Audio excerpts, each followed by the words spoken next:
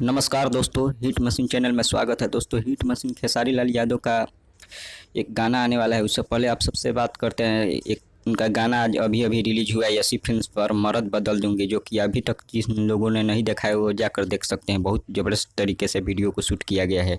और आइए बात करते हैं दूसरे गाना के। दूसरा गाना जो उनका है तो जी म्यूजिक से आएगा, हमहू जाइब देवघर। जी हाँ, हमहू जाइब देवघर, इसे लिखे हैं कुंदन प्रीत और म्यूजिक लॉर्ड जी का है। जिसका रिलीज डेट अभी नहीं बताया गया है कि कब आएगा, लेकिन फिलहाल इसको अनुमान के मुताबिक लगाया जा रहा है कि सोमवार को इस गाने को रिलीज किया जाएगा। क्योंकि टाइम नहीं है, अब साउंड ज़्यादा दिन नहीं है, इसलिए सोमवार को कहीं हो सकता है रिलीज कर दिया जाए।